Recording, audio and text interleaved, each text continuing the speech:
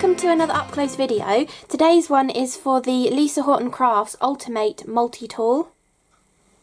So this is the fantastic Ulti-Mate tool, and you can see it's in Lisa's gorgeous like sage green kind of a colour, and this is a really clever tool because not only is it useful for stamping because you've got that whole like hinge mechanism and you know the ability to be able to precisely overstamp your images multiple times, but there's also these little 6 registration pegs within the actual multi-tool as well, which Lisa has created this whole like concept of having stencils that will fit over the registration pegs and allow you to add multiple layers on top of each other and get perfect results every time. And she's got so many fantastic products, some that have already come out, and then other items that will sort of add on to this that haven't come out yet as well, and I think it's going to be a fantastic kind of range of products to go with this tool. However, you can still use those products without the tool as well, but this whole video is mostly going to be focusing on the actual Ulti-Mate tool, and then I'm going to show you some quite a few actually examples. I got a bit carried away of how I've kind of been playing with this tool, or some of the stencils and stuff that are designed to work with it, and showing you a couple of ways of using them with the tool or also just using them freehand as well.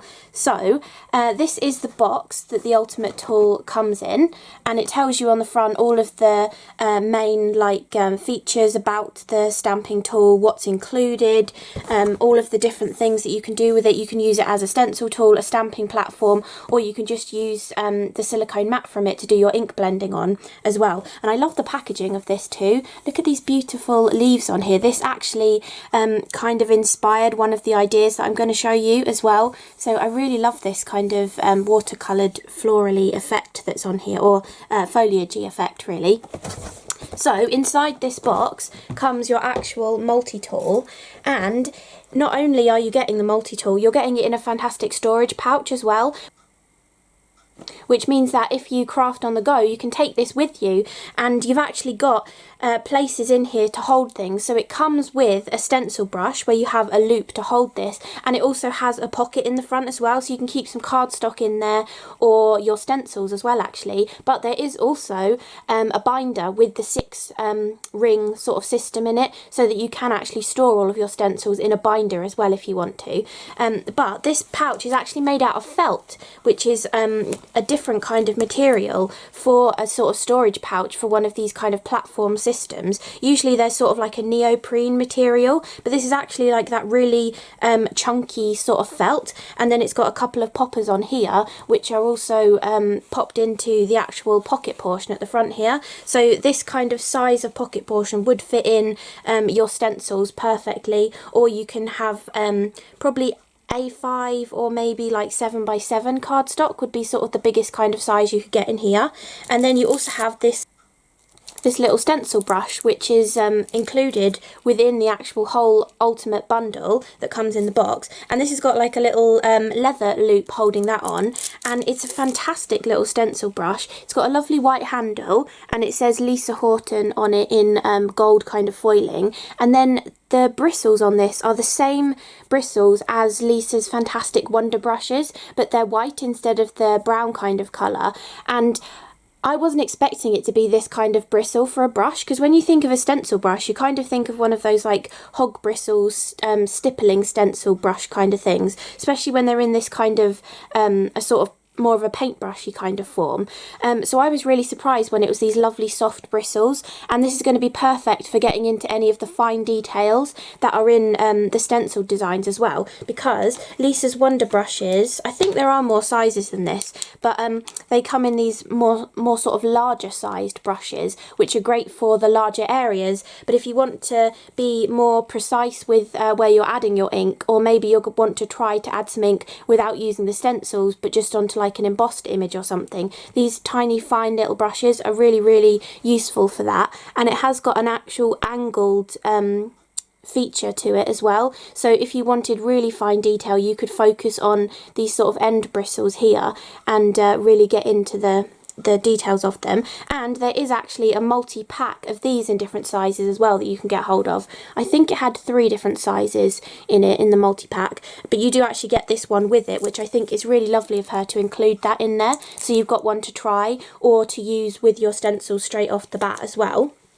Then inside this felt pouch is your Ulti-Mate tool, and you can see it's got Lisa's lovely logo on the front of it, and you can also see inside of here, this is the silicone mat that comes in there as well, and it's got a fantastic gridded system on there too, but I don't know if you can really tell from above, it's not sitting flat on the table, and that is because the magnets come on the back of it. So you've got 2 of these long bar magnets, which are actually 5 centimetres, so about 2 inches in length. So they're really nice long bar magnets that can hold down your cardstock really nicely. And I mean, these kind of magnets, they're neodymium, so they're quite brittle. If they bash into each other, you could risk them cracking. So you want to be pretty careful with them and know that they're quite strong. So if you do bring them close together to put them back together, just be really careful and hold them tightly. Don't let them snap together.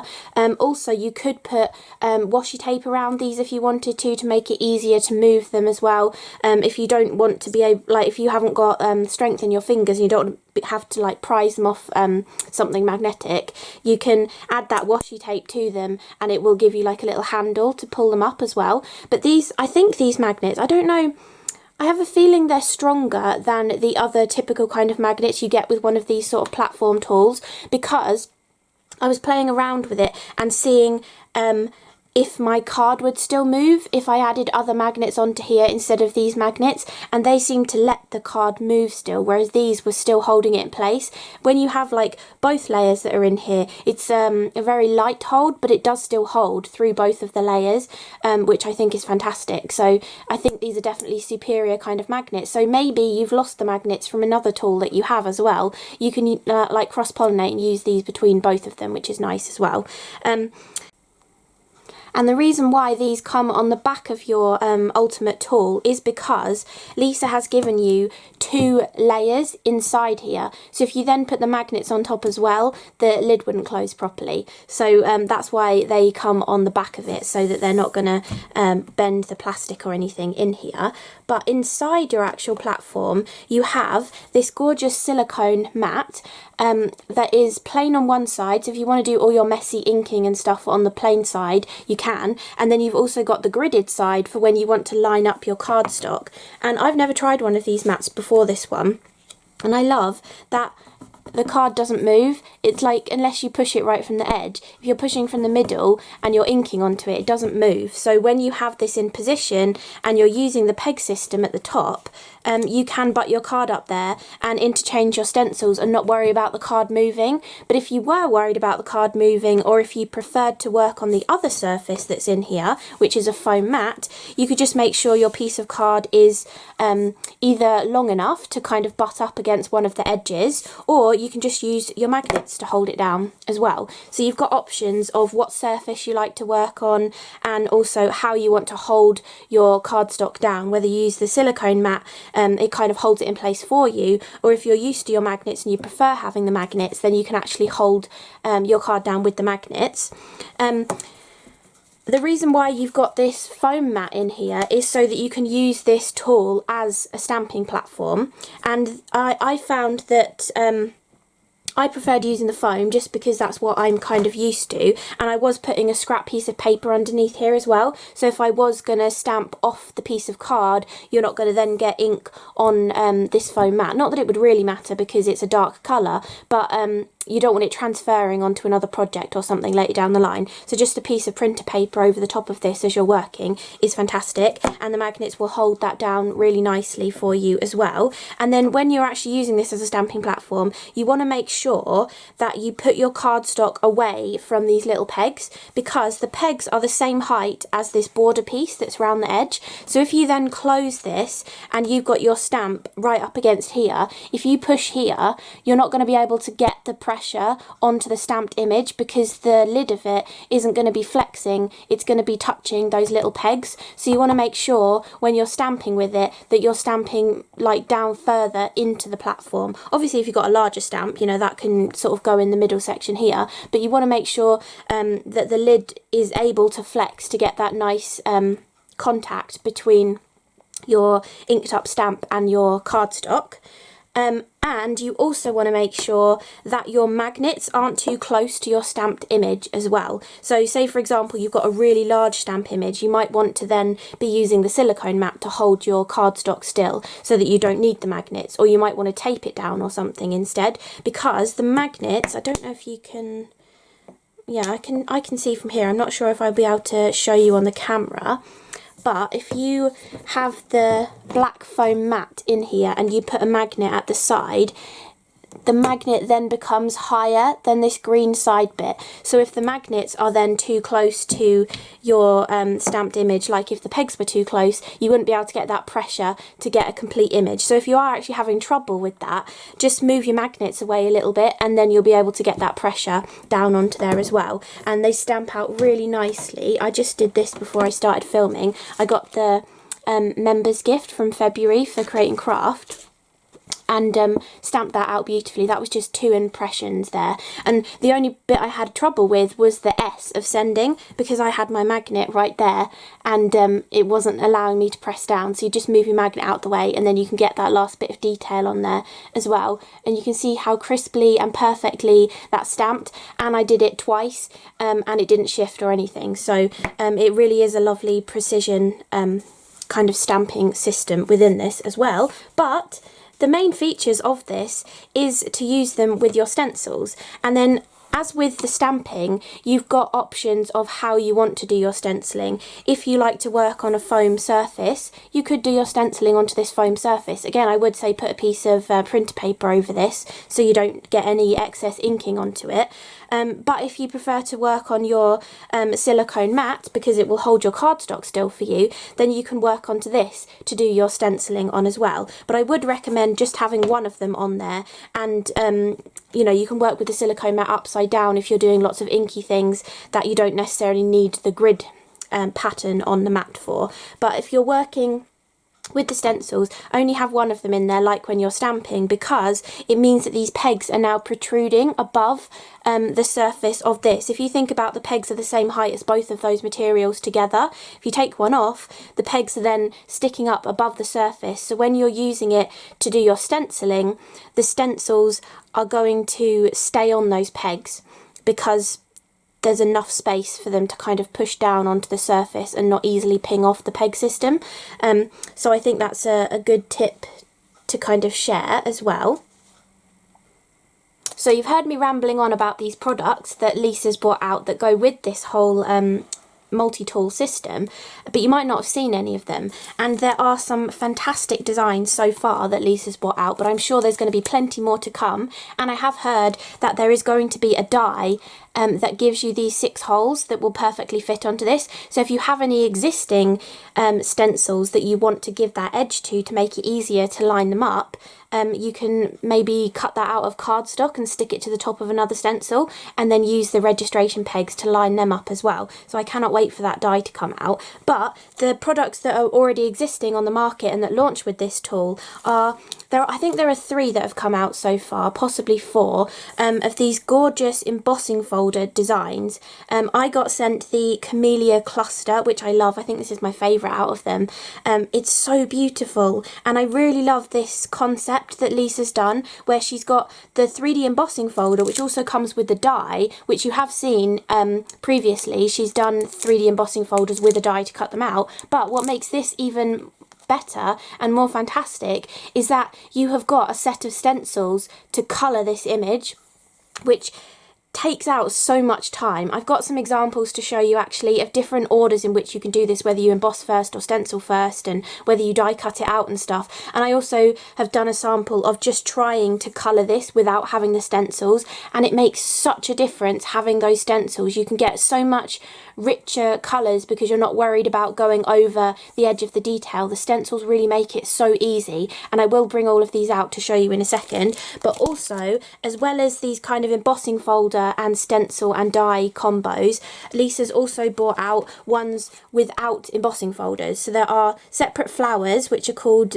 builder flower, you've got separate foliage which is called essential foliage, and then you've also got a separate like foliage spray with a rosebud on it as well, which is called budding stem. And these three sets have stencils and dies. There's no embossing folder component to these ones, they're just stencils and dies. So if you're not as keen on the embossing folders, or you just want something a little bit different, she's also brought these out as well. And these are fantastic for mixing and matching and building your own composition, whereas these ones are already made for you. These ones give you the option of being able to add one of these 4 different flowers to this rosebud one, or to build up a scene and have like a fantasy coloured flower with some berries and, you know, different kind of leaves and stuff. But also these stencils as well. I will be showing you some samples that I have done where I have just used parts of them to give me a basis to then doodle onto or watercolour onto as well. And I will show you a couple of examples of stenciling, layering up these stencils and die cutting them out as well. But firstly, I wanted to show you all of these elements. So there are like, well, I'm sure there's multiple different ways of putting them together, but the 2 ways that I've tried is stenciling first, then die cutting, then embossing, and then I've also tried embossing and then stenciling, and both results look fantastic. So depending if you want to die cut it, kind of depends on the order, because if you had embossed it first, then stenciled, then die cut, you might have to re-emboss it because the die cutting might squash some of the detail. So I'd say if you're gonna die cut it, then do the stenciling first, then the die cutting, then the embossing. But if you're not fussed about die cutting it out and you're just doing stenciling and embossing, you can do it either way around. And it does actually help if you're making a smaller card and you want a specific arrangement of this on your card, like you only want this part of it showing or something, it's probably going to be easier to emboss first because you can get that placement spot on and then use the stencils over the top. Whereas if you're trying to do the stenciling first, you might get confused with which way round the stencils are and stuff, and it might not turn out the way you want it to. So there's definitely pluses and minuses for doing it in the different orders. But I wanted to show you with the actual embossing how I got my perfect placement for taking a die cut and embossing it. Is I actually, so you want to check which side is which. So this is the raised side, so you want the cardstock to be face up on this, so you want the pretty side to be facing you, so that when this goes over the top, it'll push the other details back in and push the card upwards as well. And then you want to take your die cut and line it up over the top of it. And then what I was doing was bringing, so I've got it the right way round that I want, but then I'm going to sort of hold this die cut and push it towards the front of here so that I can properly see the pattern on the die cut piece of card. And then I like to take some little bits of repositionable tape, whatever you would usually use for your die cutting, and actually stick this die cut to the folder before I emboss it, so that I know it's not going to shift and I'm going to get the perfect impression on here as well. So then you can just tape it in place like this, and then when you close the folder, it's going to stay in exactly the right position. You can run that through and it's going to be perfect. But I also wanted to show you a tip for if you've stenciled first and you want to get it to be lined up perfectly. The way I did it was I cut this pink one, which was the waist that was in here, and this is now my template guide. Then I had done all of my inking and stenciling onto this piece, and I took the stencil guide, lined it up over the top so that I had the perfect white border all the way around. I taped this into place, and then I slotted the die back in and ran it through my die cutting machine, and then I got the perfect cut out sort of floral arrangement as well. And I will show you that in a minute too. But you probably want to see what the stencils look like. So this is the package of stencils that goes with this die and embossing folder, and when they have a die and embossing folder to go with them. The die will come with the embossing folder, and the stencils will just be in a package by themselves. And in this one, you actually get 6 stencils. So we've got a set of 6 of the stencils, and you can see those registration holes at the top, which perfectly slot over all of those holes there. And if I move the magnets out of the way so they're not in the way, you can see how, because we've only got one of the mats in here, they slot on really nicely, and you can pull on the bottom of this and it's not going to like ping off. There's enough space for them, the stencils, to be held on there really nicely. And to make sure you know what the best order to do the inking is in, you have got numbers on them. So in this top left corner on all of the sets, you have little engraved numbers, which you can definitely use a black pen or something to pick out that detail if you find it difficult to see. But you've got numbers 1 through 6 on these, because there are 6 layers to this design, and you've got them all going across that top left corner.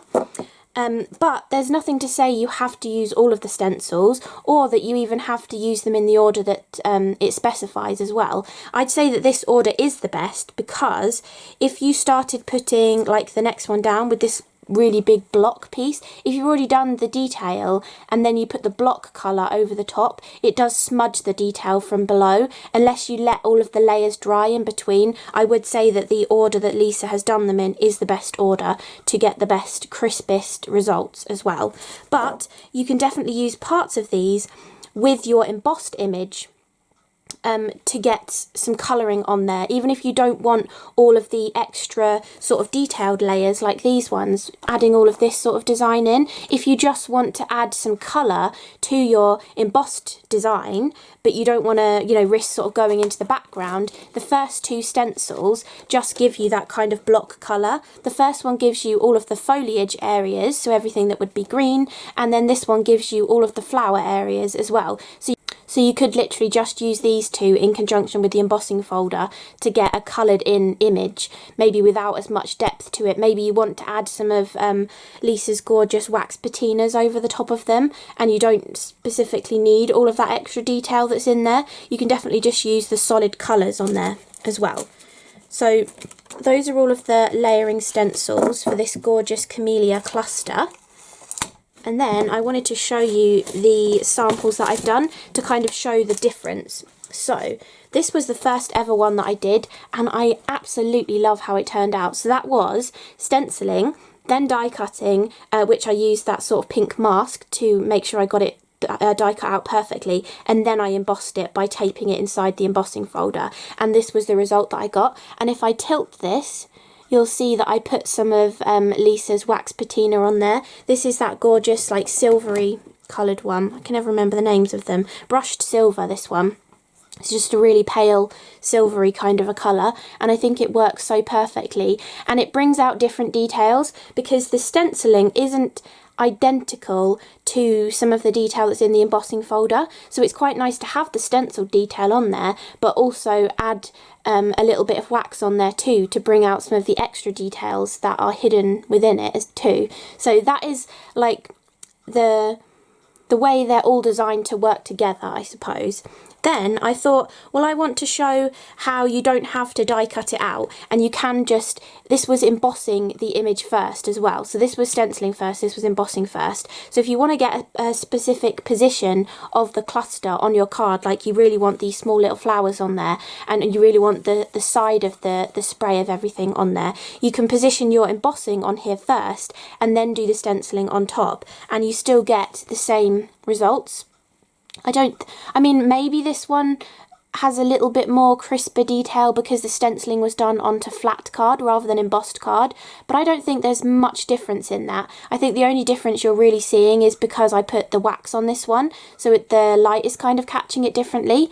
But so I think either way round, depending how you want to use it and whether you want it to be die cut or left on a card panel, you can definitely do it both way round, which I think is really fantastic. But then I also wanted to show how this concept of having the stencils to go with the embossing folder is such a fantastic time saver, and how it creates such amazing results like this, because this was embossing it and trying to add colour without the stencils. And okay, it does still give a pretty lovely look. It's very soft and ethereal looking, but these both took me the same amount of time to do. I think I spent like 10-15 minutes on each of them, but this one is so much bolder and darker colour and much neater as well. I didn't dare put these small little flowers on this panel because I thought there's no way I'm going to just get the ink on those little flowers.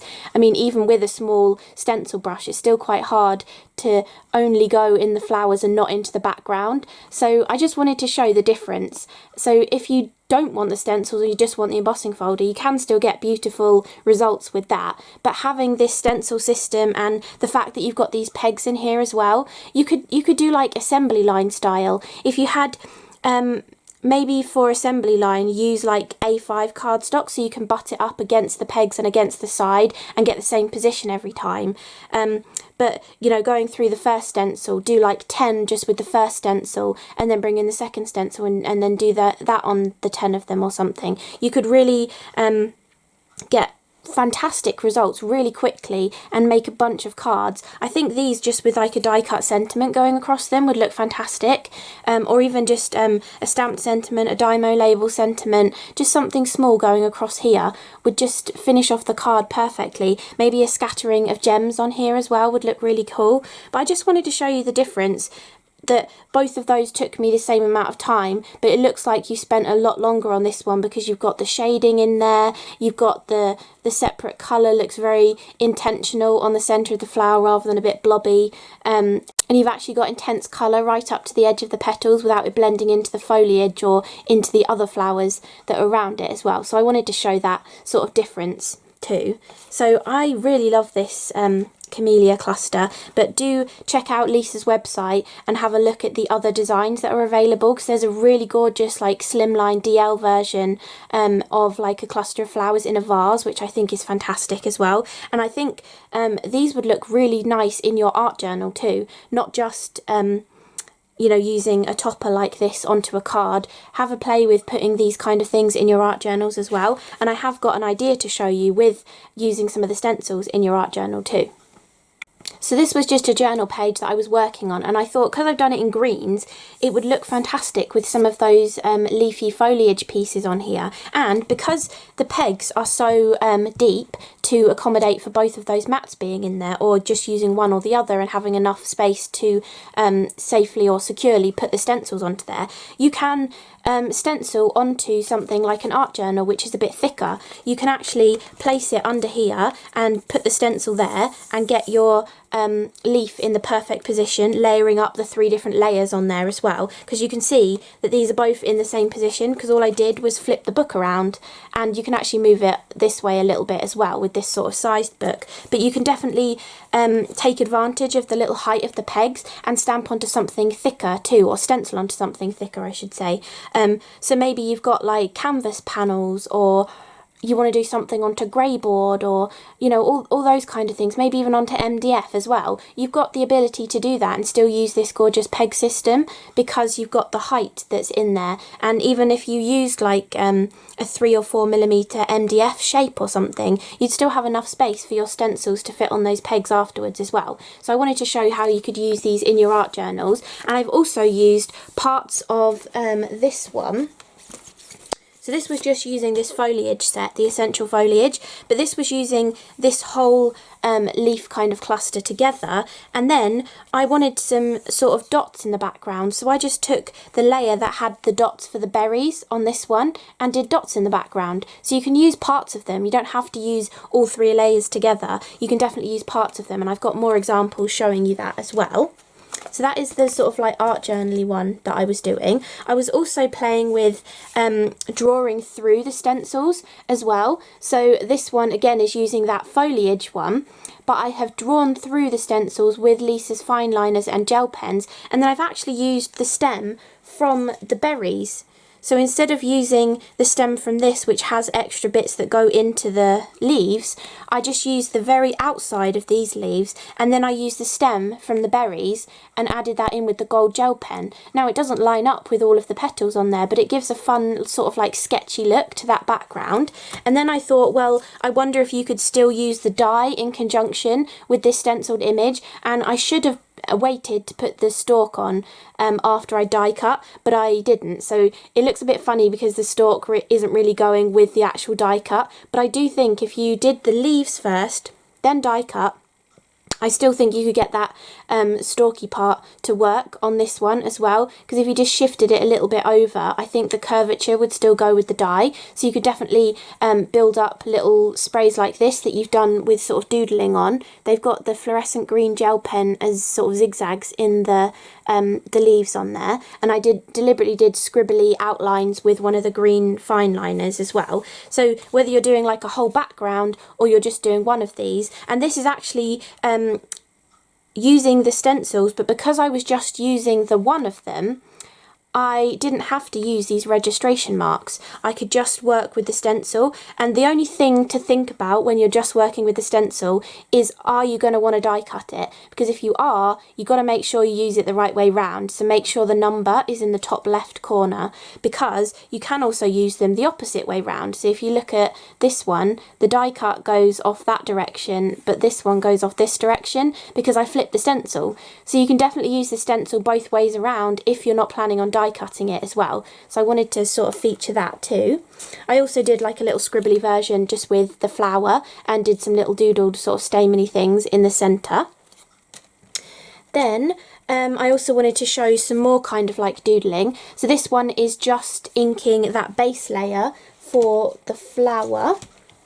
So this was this flower here, and I just did the base layer and then took a black paint pen and scribbly doodled some designs on that. I did actually do the centre of this one as well.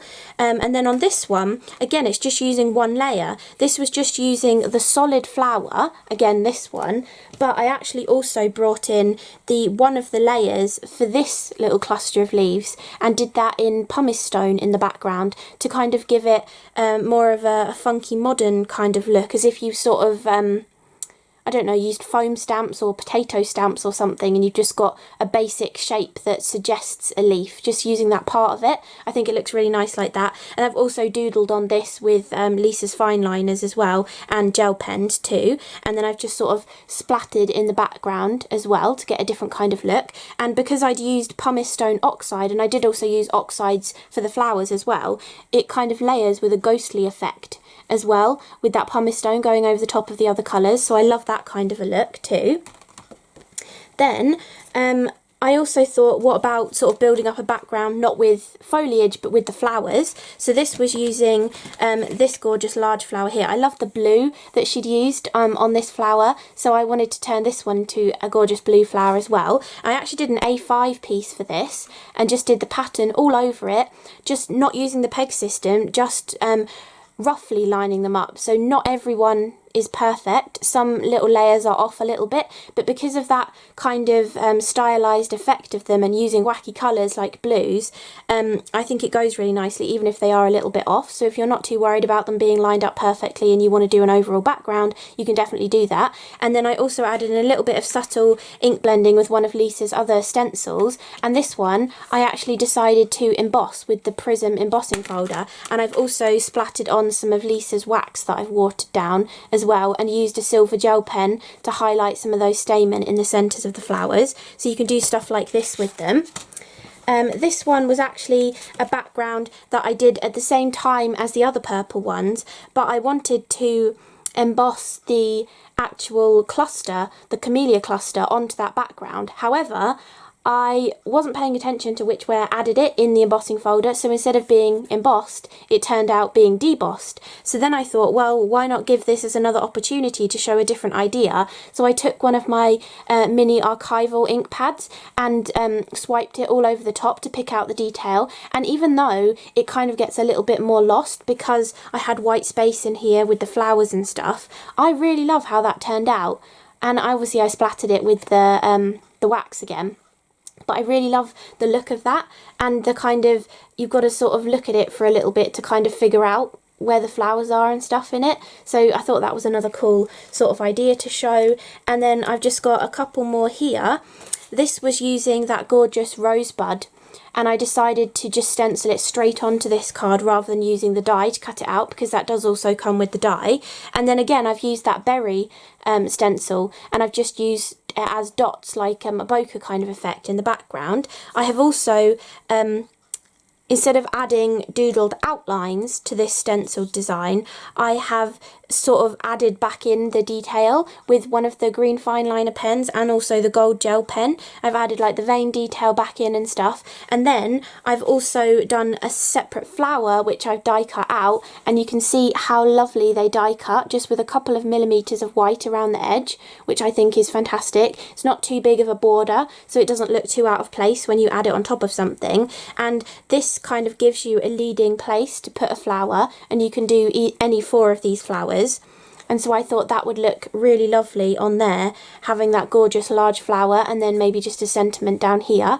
And I've also sort of doodled into this as well. So this is using all of the layers together, but I took some of the fine liners and gel pens and sort of added my own elements to it and sort of made it look a little bit more personal as well. And did that same sketching sort of detail to sort of tie it in with the sketchy leaves that I've done. But you could also switch that out for the rose as well if you wanted to. I didn't do all of them ready to show you, but I thought the rose was also another one that would work really nicely as well. And you could have coloured this more in pink or yellow depending which colour sort of flower you're going to do with it.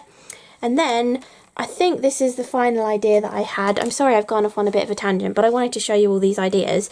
This was using the foliage stencils, but using them as a basis to, instead of doodle around or add doodles to watercolour over the top of. So I'm sure a lot of you have got your Lisa Horton Euphoria watercolours, which are just fantastic selection of colours with the metallic ones in there as well. And all I did was stencil on this leaf design, which I did actually pull down and add a few extra leaves onto, and then this leaf design as well. And then I've just used a mixture of greens from the palette.